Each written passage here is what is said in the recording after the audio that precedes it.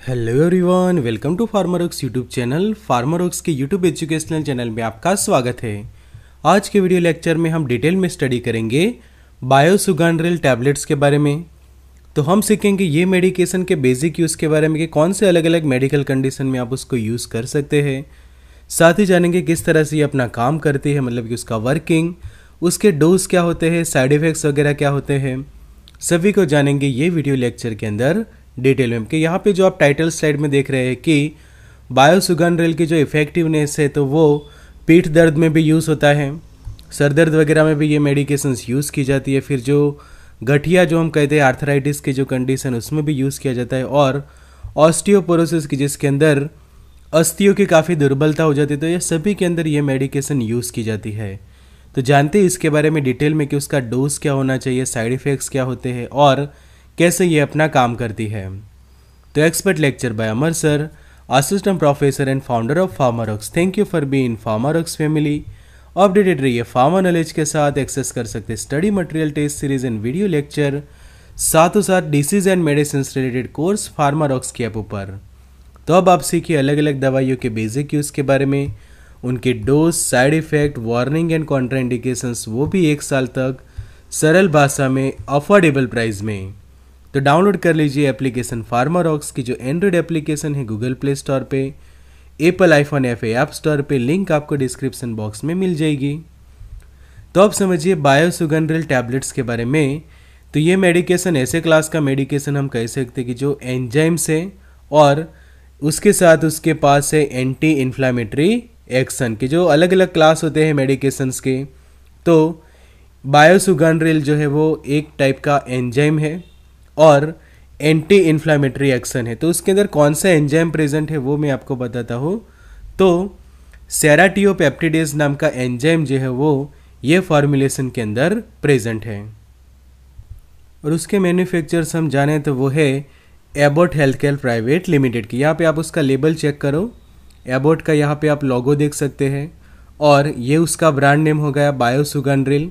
यहाँ में हिंदी में भी यहाँ पे लिखा है बायोसुगांड्रिल 10 मिलीग्राम के टैबलेट। सेम यही टैबलेट 20 मिलीग्राम की स्ट्रेंथ में भी अवेलेबल होती है, जो एक एंटेरिक कोटेड टैबलेट्स है कि जिसके अंदर 40,000 जितने यूनिट्स प्रेजेंट होते हैं और सेराटियोपेप्टिडेज के। और 20 मिलीग्राम का ये टैबलेट यहाँ पे आप देख सकते हैं।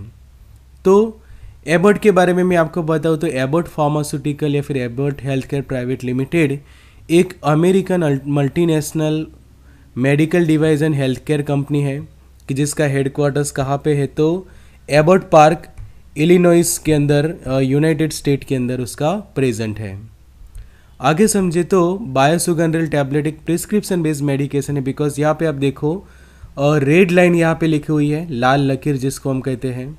तो लाल लकीर का मतलब ये होता है कि प्रॉपर आपको हेल्थ केयर प्रोवाइडर्स के प्रिस्क्रिप्शन के साथ ही अंडर मेडिकल सुपरविजन ही प्रॉपर यूज़ करनी चाहिए। और यहाँ पे RX भी आप जो है वो देख सकते हैं। तो प्रिस्क्रिप्शन बेस्ड मेडिकेशन हो गया ये RX ओनली मेडिकेशन। और ये एक एंजाइम है कि जिसके पास एंटी इन्फ्लामेटरी एक्शन है। तो एंटी इन्फ्लामेटरी का मतलब ये होता है कि ये मेडिकेशंस लेने के बाद सूजन जो है वो कम होती है और सूजन के कारण होने वाला जो पेन है उसको भी ये ट्रीट करेगा। और साथों साथ जो इन्फ्लामेशन की जो कंडीशन है, सूजन की जो कंडीशन है, जो स्वेलिंग हो जाती है वगैरह को ये ट्रीट करेगा। फिर ये मेडिकेशन जो है वो बहुत सारे अलग अलग इन्फ्लामेशन से जुड़े जो बीमारियां होती है, कि ऐसी बीमारी कि जिसके अंदर सेंटर में सूजन है और सूजन के कारण होने वाले अलग अलग डिसीज़ एंड डिसऑर्डर और उनके कारण होने वाले दर्द को ठीक करने के लिए ये मेडिकेशन जो है वो यूज़ की जाती है। आगे समझते हैं कि सेराटियोपेप्टिडेज क्या है। तो ये एक एंजाइम है, वो तो हमें पता चल गया। पर ये एंजाइम को जो नॉन पैथोजेनिक बैक्टीरिया होते हैं, एंटेरोबैक्टीरिया, कि जिसको सेराटिया E15 कहा जाता है, कि जो सिल्क वॉर्म्स के अंदर पाए जाते हैं, तो उसमें से ये सेराटियोपेप्टिडेज एंजाइम जो है वो आइसोलेट किया जाता है। और आगे उसके बारे में आपको और डिटेल बताऊँ तो ये जो एक एंजाइम है वो यहाँ पे आप देख सकते हैं कि सिल्क वॉर्म जो होते हैं ये, कि जिसको बॉम्बिक्स मोरी कहा जाता है। तो सबसे पहले 1916 के अंदर उनको आइसोलेट किया गया था, बॉम्बिक्स मोरी की जो सिल्क वॉर्म होते हैं उनके इंटेस्टाइन में से। और ये जो एंजाइम जो है वो प्रेजेंट होता है सिल्क वॉर्म्स के अंदर, कि जो हेल्प करता है उनको, जो कोकून्स होते हैं उनको डिज़ोल्व करने में हेल्प करता है। फिर उसके ऊपर और भी जो स्टडीज़ वगैरह हुई और रिसर्च वगैरह हुई, तो उसमें से आगे जो सेराटिया A15 बैक्टीरिया जो है कि उनके जो कल्चर्स होते हैं उसमें से उसको प्यूरिफाई करके जो है वो प्रोड्यूस किया जाता है सेराटियोपेप्टिडोज के। और उसके पास जब एंटी इन्फ्लेमेटरी एक्शन होने के कारण अलग अलग मेडिकल कंडीशन में यूज़ किया जाता है, जैसे कि useful in treatment of painful conditions, कि जहाँ पे सेंटर में दर्द है, सूजन है, तो ऐसी कुछ कंडीशंस जैसे कि बैक पेन, मतलब कि आपको जो पीठ के अंदर दर्द होता है, यहाँ पे पीछे दर्द होता है, कमर दर्द वगैरह जैसे होते हैं, तो उसमें ये मेडिकेशन जो है वो यूज़ की जा सकती है। सेकंड हम देखें तो जो ऑस्टियो आर्थराइटिस की जो कंडीशन, कि जो नॉर्मल जो हमारे बोन और ये रूमेटॉइड आर्थराइटिस या फिर ऑस्टियो आर्थराइटिस, जिसको गठिया रोग कहते हैं, वात रोग भी हम कहते हैं, तो उसके इलाज में भी यूज़फुल है। तो रूमेटॉइड आर्थराइटिस या फिर ऑस्टियो आर्थराइटिस दोनों के अंदर फिर जो हमारी अस्थियों की निर्बलता हो जाती है काफ़ी, मतलब कि मेडिकल टर्म में उसको ऑस्टियोपोरोसिस या फिर अस्थियों की दुर्बलता भी कहा जाता है, काफ़ी वीक हो जाते हैं, कि जो हेल्दी बोन इस तरह से होते हैं, जबकि ऑस्टियोपोरोसिस के अंदर बोन्स के अंदर जो पोर जो है वो ज़्यादा बन जाते हैं, जिसके कारण उसकी जो स्ट्रेंथ है वो कम हो जाती है, कि जिसको हम कहते हैं कि काफ़ी दुर्बल हो जाते हैं, काफ़ी वीक हो जाते हैं हमारे बोन्स। तो ऐसे कंडीशन में भी ये मेडिकेशन यूज़ की जाती है। और फाइब्रोमायोग्लिया की कंडीशंस में भी ये मेडिकेशन यूज़ की जाती है, कि जिसके अंदर जो हम कहें कि मस्कुलोस्केलेटल पेन, कि मसल्स के अंदर भी पेन हो रहा है, स्केलेटन्स मतलब कि बोन्स को भी पेन हो रहा है, तो वो कंडीशन को ठीक करता है ये मेडिकेशन। कि यहाँ पे आप देखो कि जो आपके नॉर्मल बोन्स है और उनके अंदर रहा ये जो जॉइंट्स होते हैं उसके ये प्रॉपर ये साइनोवियल जॉइंट्स के जो बोन्स के अंदर होते हैं। अब वहीं पे जब किसी बीमारी के कारण सूजन हो जाती है, तो इस तरह की पेनफुल कंडीशन प्रोड्यूस होती है, कि जिसको रूमेटॉइड आर्थराइटिस के सिंपली गठिया रोग भी उसको कहा जाता है, वात रोग भी कहते हैं।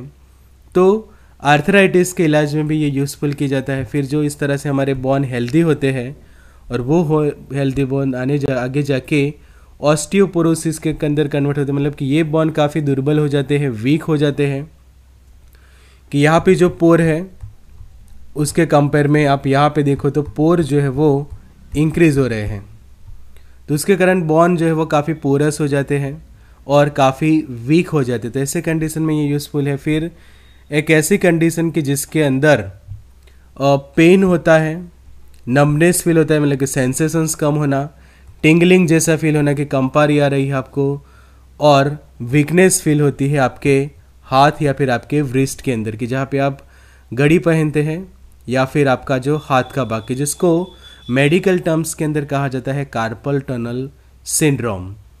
तो ये सिंड्रोम के अंदर जिन लोगों को काफ़ी वहाँ पे पेनफुल कंडीशंस प्रोड्यूस होती है, दर्द होता है, सूजन होता है, तो वो सभी को ठीक करता है ये मेडिकेशन।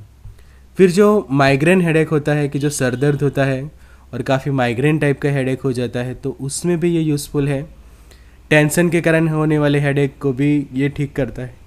किडनी स्टोन के दौरान जो आपको काफ़ी पेन होता है, या फिर जो यूरिनरी ट्रैक के अंदर कई बार सूजन वगैरह देखने को मिलती है, तो उसको भी कम करता है और पेन को कम करता है ये बायोसुगांड्रिल का टैबलेट। बॉडी पेन में भी यूज़फुल साबित होता है।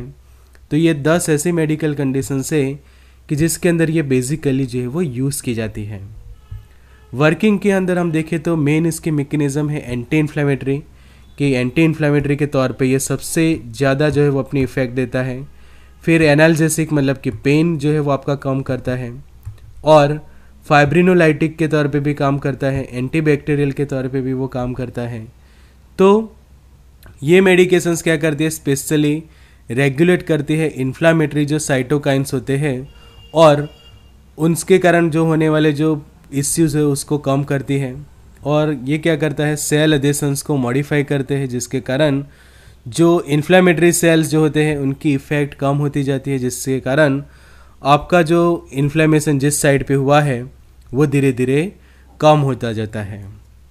आगे समझे तो इसकी स्ट्रेंथ 2 टाइप की है, एक 10 मिलीग्राम के स्ट्रेंथ में अवेलेबल है, दूसरा 20 मिलीग्राम के स्ट्रेंथ में अवेलेबल है। तो दो स्ट्रेंथ अवेलेबल, एक 10 मिलीग्राम एंड 20 मिलीग्राम। तो यहाँ पे आप देखो उसके लेबल के ऊपर शेड्यूल एच ड्रग लिखा है, कि वार्निंग लिखी है खास कि to be sold by retail on prescription of a register medical practice. मतलब कि आपको जब उसको रिटेल में बेचनी है तो प्रॉपर आपको प्रिस्क्रिप्शन लेना है रजिस्टर मेडिकल प्रैक्टिशनर्स का। तो प्रिस्क्रिप्शन के साथ ही यहाँ पे रेड लाइन भी आ गई, तो प्रॉपर प्रिकॉशंस के साथ ही उसको यूज़ करने हैं।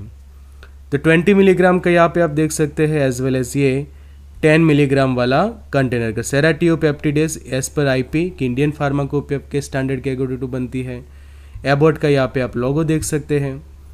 और आगे समझे उसके डोज के बारे में, तो रेगुलर एडल्ट डोज होता है सेराटियोपेप्टिडेस का 10 से लेकर 10 मिलीग्राम जितना दिन में 3 बार।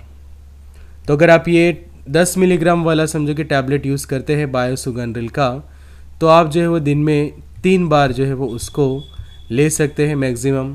और 20 मिलीग्राम वाला लेते हैं तो आप दिन में 1 बार लीजिए या फिर ज़्यादा से ज़्यादा उसको 2 बार ले सकते हैं। डेली डोज उसका होता है 15 से लेकर 60 मिलीग्राम जितना पर डे। तो अगर कंडीशंस और ज़्यादा ख़राब है तो उस वक्त पेशेंट जो 20 mg के जो टैबलेट है उसको दिन में 3 बार भी जो है वो ले सकते हैं। पर ज़रूरत पड़ने पर स्पेशली ऐसी आदत लगे कि आप लोअर डोज से स्टार्ट करें और 20 mg को TID के बजाय 20 mg को BD दिन में 2 बार यूज़ करके, जिससे 40 मिलीग्राम जितना डोज आपको दिन में मिलेगा। और 2 टैबलेट्स के बीच में एटलीस्ट 20 मिलीग्राम का यूज़ कर रहे हैं तो 12 आवर का डिफरेंस रखिए। और समझे कि 10 मिलीग्राम का यूज़ कर रहे हैं और वो भी दिन में 3 बार, तो 8 आवर का टाइम डिफरेंस जो है वो सभी डोज के बीच में जो है वो आपको रखना चाहिए, कि जिस तरह से प्रॉपर 24 आवर्स के अंदर 3 डोज जो है वो पेशेंट ले सके। फिर 2 घंटे के बाद लेना है आपको, खाना खाने के बाद। Take it after 2 hours of meal, मतलब कि जो खाना खाते हैं उसके 2 घंटे बाद लेनी चाहिए। एंड 1 से 2 वीक तक जो है वो आप ले सकते हैं। एंड एंटी इन्फ्लामेटरी एजेंट के तौर पे ये काम करेगा। और अप टू 4 वीक भी आप उसको ले सकते हैं एज अ म्यूकोलाइटिक एजेंट। आगे समझते हैं उसके कुछ साइड इफ़ेक्ट के, बायोसुगंड्रिल क्या साइड इफ़ेक्ट कर सकते हैं। तो कुछ लोग जो है वो नॉजिया वॉमिटिंग जैसा जो है वो फील करते हैं ये मेडिकेशंस के लेने के बाद, कि जैसे उल्टी हो जाना, उबासी आना, जी मचलना जैसे कंडीशन, स्टमक पेन, कुछ लोगों को पेट में दर्द जैसे कॉम्प्लिकेशंस आते हैं। स्किन के ऊपर कुछ लोगों को रिएक्शंस हो जाते हैं कि अगर उनको इसकी एलर्जी है। तो ये खास ध्यान रखना कि अगर किसी को एलर्जी हो जाती है, हाइपर सेंसिटिविटी हो जाती है सेराटियोपेप्टिडेस से, तो ये मेडिकेशंस लेना बंद कर दे। कुछ लोगों को मसल एंड जॉइंट पेन जैसा फील करते हैं, पुअर एपेटाइट हो जाती है, कुछ लोग कॉफ के भी कंप्लेन करते हैं, एंड ब्लड क्लोटिंग कई बार आपका डिस्टर्ब हो जाता है ये मेडिकेशन के कारण। तो ये कुछ उसके साइड इफ़ेक्ट। इसलिए जो RX ओनली मेडिकेशन है कि अगर दूसरे मेडिकेशंस काम नहीं कर रहे एंटी इन्फ्लामेटरी, तब ये मेडिकेशन जो है वो प्रिस्क्राइब की जाती है। एंड अगर दूसरे मेडिकेशंस से आपको एलर्जी हो जाती है और इससे आपको कोई प्रॉब्लम नहीं होते, तो ये मेडिकेशन जो है आपके हेल्थ केयर प्रोवाइडर्स कंटिन्यू रखते हैं। वार्निंग समझे तो ये मेडिकेशंस को कभी भी ब्लड थिनर्स के साथ नहीं लेने की, जैसे कि वारफेरिन एंड एस्पिरिन की, जो हमारे खून को, हमारे ब्लड को पतला करने के लिए यूज़ किए जाते हैं, तो उनके साथ ये मेडिकेशन कभी भी ना लें। सेकंड, अगर आपको ब्लड क्लोटिंग रिलेटेड प्रॉब्लम है तो ये मेडिकेशंस ला लें, बिकॉज सेराटियोपेप्टिडेस क्या कर सकता है, ब्लड क्लोटिंग के अंदर डिस्टर्बेंस पैदा करता है। तो अगर ऑलरेडी आपको ऐसे प्रॉब्लम है क्लोटिंग रिलेटेड, तो कभी भी बायोसुगंड्रिल को यूज़ ना करें। तीसरी कंडीशन कि अगर आपकी कोई सर्जरी प्लान है, कि शेड्यूल सर्जरी है, मतलब कि कोई भी सर्जरी आपकी प्लान की गई है, तो एटलीस्ट उसके 2 वीक पहले ये मेडिकेशन को लेना बंद कर दें। फॉर एग्जांपल, आपकी सर्जरी समझो कि 28 तारीख को है, तो उससे एटलीस्ट 2 वीक पहले, मतलब कि 7 तारीख से ही उसको लेना जो है वो बंद कर दे, कि उसके बाद जो 2 वीक आने वाले हैं, कि 7 या फिर 14 तारीख के बाद उसको जो है वो लेना बंद कर दे। सो ज़्यादा से ज़्यादा 2 या 3 वीक पहले आप उसको बंद करोगे तो वो आपके लिए ठीक रहेगा, कि जिससे कोई क्लोटिंग रिलेटेड प्रॉब्लम जो है वो ना हो अगर सर्जरी होती है तो। तीसरा हम देखें तो सेराटियोपेप्टिडेस जो है वो इंटरफेयर करता है ब्लड क्लोटिंग के साथ। तो ये आपको खास ध्यान रखने के सर्जरी के 2 वीक पहले बंद कर दे। एंड इंक्रीज़ करवा सकता है ब्लीडिंग सर्जरी के दौरान भी और सर्जरी के बाद भी, तो इसी के कारण उसको सर्जरी के 2 वीक पहले से ही लेना बंद कर देनी चाहिए।